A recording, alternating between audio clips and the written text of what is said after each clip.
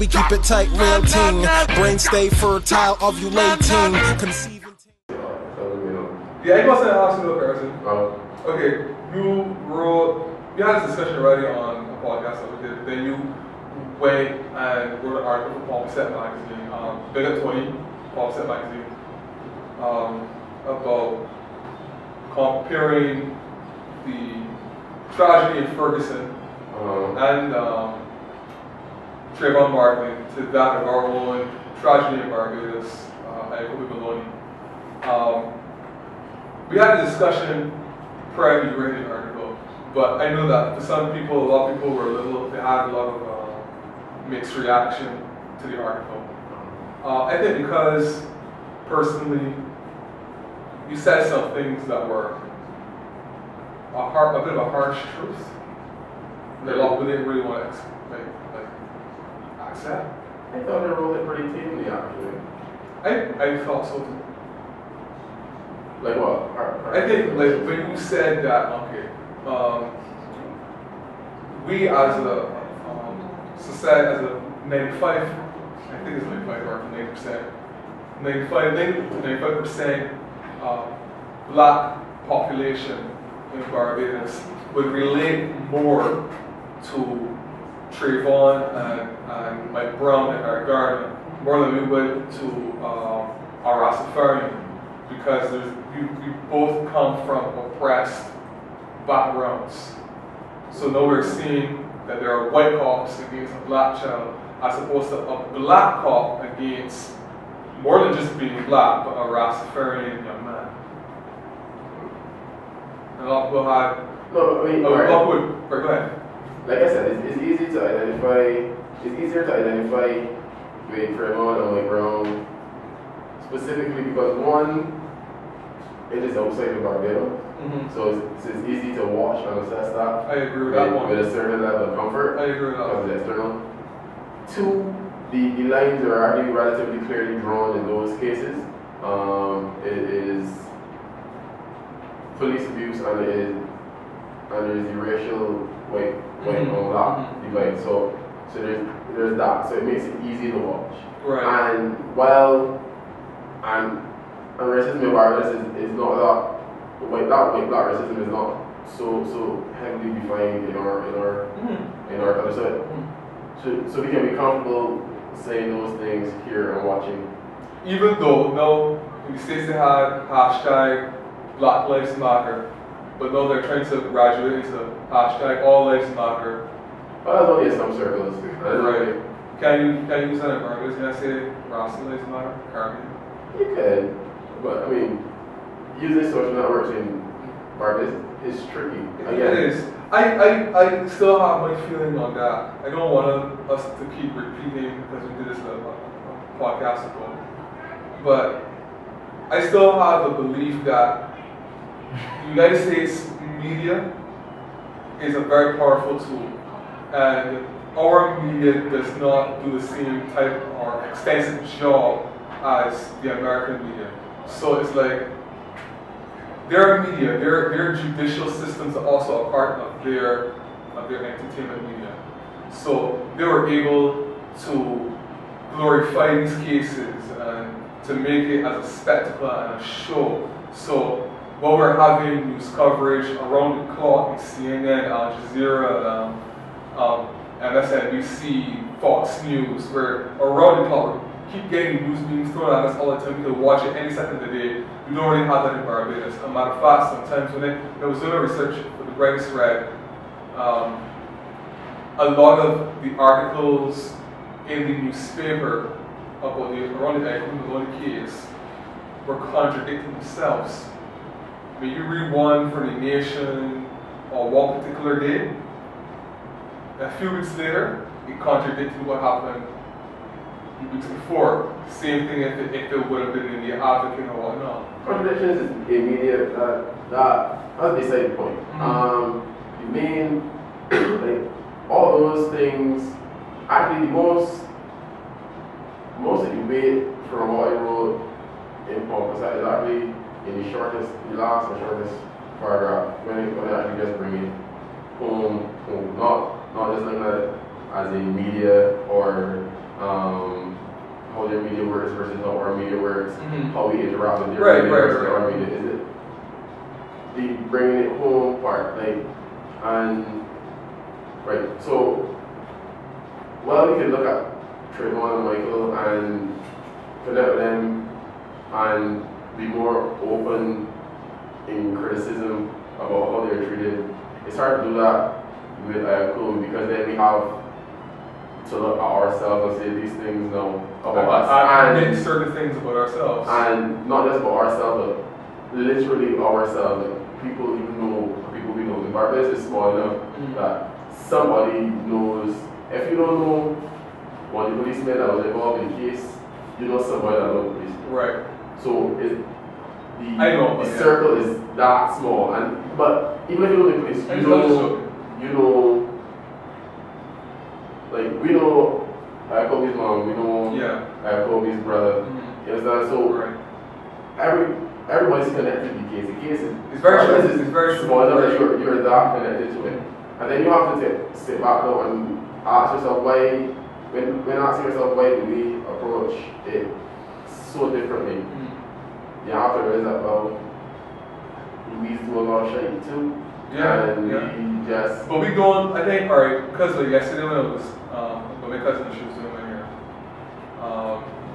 her mom came into the room and she said that she was in town and she saw an altercation between a policeman, well several policemen, and this guy who was accused of robbing over, and he was practically manhandled. They didn't recover anything from him, that's what she said. They didn't recover anything from him, but he was being manhandled. And I don't think that we fully address the situation that there is police brutality in Barbados, and it's so public. Because I mean, I think every person that I know that's around my age has given me a story, including somebody given several stories of having some kind of police harassment beyond just a stop, random and being questioned. Is like what they spew at you, what they say to you, what they want to do to you. You know what I mean? It's like we don't address the fact that there is a bit of a police brutality environment. It's just like anywhere else in the world. And this is my take on it. And therefore, because we don't address it, we don't tackle it. So a lot of them may feel that they have the power to do as they feel. That's just how the small society thing works though, so there's that. I know. I'll flesh it out more. That'll be involved somewhere. I think the more that we find cases happening in the world that are publicized of especially young black men being brutalized by policemen, I think it would have to take in a first world country for a young black man to be assaulted by a black policeman to go publicly for us to probably take this thing seriously in a country that is predominantly black. It feels so to me because, as you said, we're harping on the racial fact that these men. But the police brutality, I think a lot of people are now coming in tune to the whole idea of police brutality. And that's coming largely from white America. Black America, by and large, has already known about police brutality. Years. So for them, they're still looking at it racially because, of course, the racism is a bigger obstacle for them to get over. Police brutality is there. But likewise. But what I'm saying is that for the average American, believing cases of police brutality and that sort of stuff was almost fairy tale, right? So it's on now with the social media and everybody having cameras that more and more people are seeing it. Right. So for them, they're not getting the police brutality part. So you have to on a higher level than before, because don't forget there was also caught on camera. Remember the King of was also caught on camera. Yeah, but that's still right. But that's still racial. That's right. Yeah. So no one side. Again, there were black policemen involved in the bigger fight as well. The police thing doesn't. White police from where they that was like that's what was on it. But you gotta look at it like this, right? So not that I want to, because they really don't want to, but you got white America, you got black America, right? I know you have racism in America and you have police brutality, right? Mm-hmm. And you have these two racial spaces, these two races in America. Mm-hmm. Everybody interacting and dealing with both of these social issues, police brutality and racism. Mm-hmm. Statistics show that if I ask me that a significant amount of white America believes that racism is on the way out or almost gone, or we are in a post-racial world. Mm-hmm. Whereas the majority of black Americans does not think so. No, right. Black America is already well aware of police brutality and is well acquainted with it. Right. So for them, I don't want to say comfortable, but they're aware. Mm-hmm. You understand? Mm-hmm. Racism, police brutality. Racism is the overarching one because it reaches outside the just police system. Right, correct. Right? Mm-hmm. For white America, racism is disappearing. Mm-hmm. So that's shrinking in their mentality. Mm-hmm. And there's no way not police brutality. Well, some of them things are great because don't forget there are still a lot of white people that are also involved in protesting against these infractions as well. So yeah, but no, I was saying, but still small. But more than not coming into this whole police brutality thing. So there's no catching up with this. Right. Which is something that black people, Latinos, and I think one group that is really, really undermentioned in this would be people with mental health issues and disabled. But police treat them horribly. No, seriously. No, I know that. Those cases go very underground. They are, because they're usually homeless. A lot of them are homeless. And again, they can't articulate themselves in most cases. So there's that. But so black America is already acquainted with police brutality. So they're not hyping up on the whole police brutality aspect. Mm-hmm. Because that is just a smaller part of the entire racism game for them. Mm-hmm. So both sections of America are dealing with both racism and the police brutality. But each section is dealing with each different one different. So a large proportion of white America, even those against police brutality, are taking the race aspect out of it. Right. Right? So that's really all lives matter thing comes in. Mm-hmm. You understand? And that's why a lot of black Americans are like, yeah, all lives matter. But we're still the vast majority of the people who voted against police brutality thing. Aside from that, the whole reason the police brutality goes on like that, the whole reason why we are disproportionately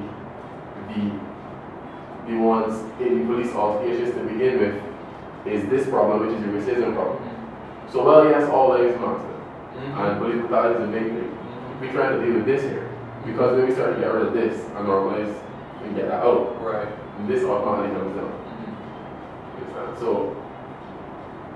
So yes to problems, yes, all lives matter, obviously.